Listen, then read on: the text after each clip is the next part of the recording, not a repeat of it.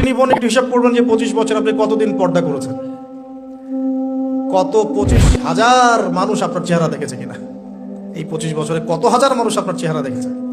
আর ছেলেরা আপনাকে দেখলে কখনো চেহারা সুরত দেখে না।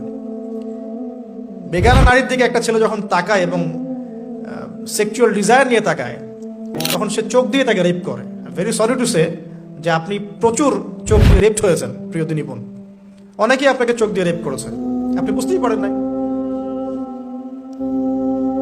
এই 25 ইয়ার্স আমরা অনেক কিছুই করেছি, অনেক কিছু করি নাই। এখন একটু আজকে সাদা একটা কাগজ নিয়ে আমরা একটা হিসাব করব যে আমরা 25 বছরে কি কি করেছি, কি কি করি নাই, কি কি পাপ করেছি, কি কি করি নাই, কি কি পুণ্য করেছি, কি কি করি নাই।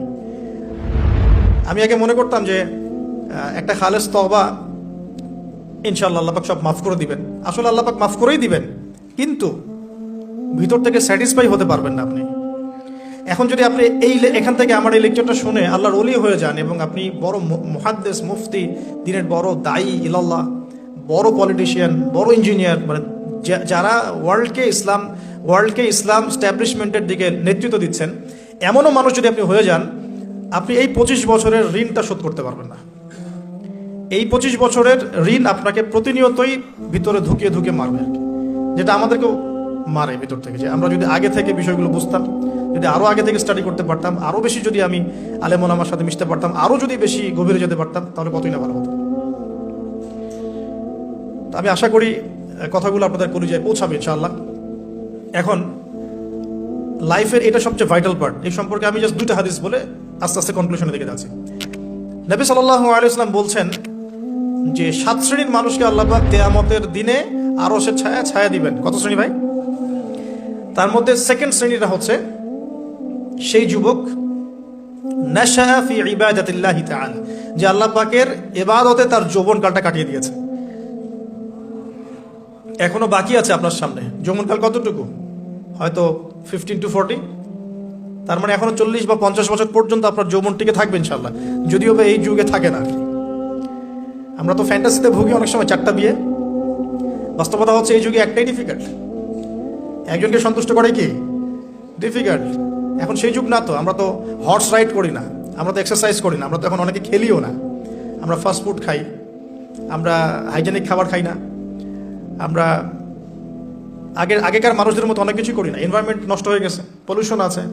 সব মিলে এখন আমাদের যৌবন যে 50 বছর পর্যন্ত থাকবে, এটা নিশ্চয়তা দেওয়া যাচ্ছে না যদি আমরা বেঁচেও থাকি। আর কত যুবক যুবতী ভাই বোন যে যৌবনকালেই চলে যায় তার তো ঠিক নাই। প্রিয়দিনী ভাইরা, আমরা আলোচনা করছিলাম যৌবন সম্পর্কে। এই বিষয়ে আমি 2টো হাদিস বলার নিয়াত করেছিলাম। তো প্রথমটা শুনিয়েছি মোটামুটি, সেটা হলো নবী সাল্লাল্লাহু আলাইহি ওয়াসাল্লাম বলেছেন যে কিয়ামতের মাঠে আল্লাহ রাব্বুল আলামিন যে 7 শ্রেণীর মানুষকে তার আরশের ছায়া দিবেন, তার মধ্যে 3য় শ্রেণী হচ্ছে সেই যুবক যে তার যৌবনকালটাকে আল্লাহর পথে উৎসর্গ করেছে বা কাটিয়ে দিয়েছে। আরেকটা হাদিস যেটা বলতে চাচ্ছিলাম সেটা হলো কিয়ামতের মাঠে 5টা প্রশ্ন হবে, স্পেশাল 5টা প্রশ্ন। যে 5টা প্রশ্নের উত্তর না দেওয়া পর্যন্ত কাউকে ছাড়া হবে না। তার মধ্যে প্রথম প্রশ্নটাই হচ্ছে তোমার জীবন কোন কাজে কাটিয়েছো, এবং দ্বিতীয় প্রশ্ন হচ্ছে তোমার যৌবন কোন কাজে কাটিয়েছো।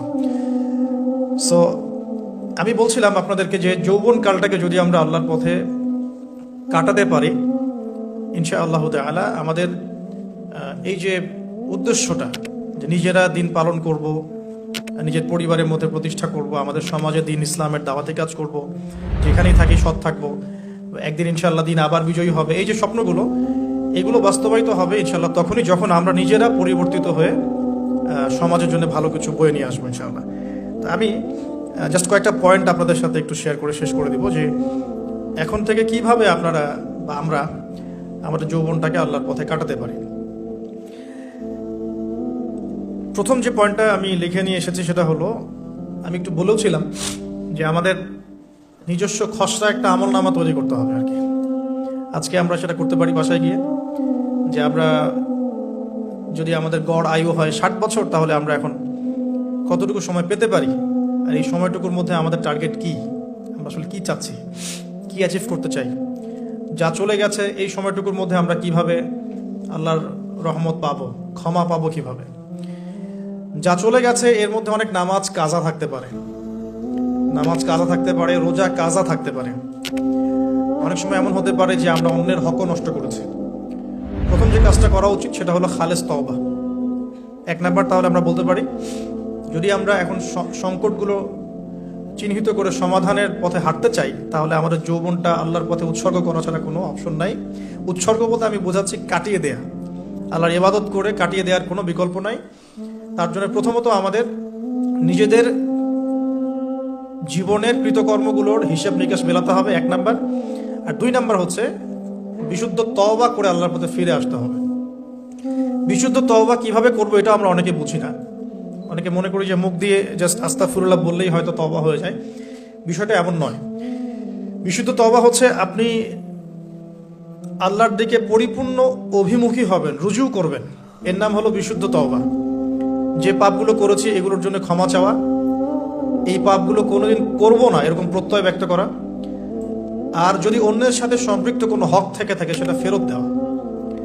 তো আমরা আজকে গিয়ে সুন্দর করে ওযু করে 2 রাকাত নামাজ পড়তে পারি।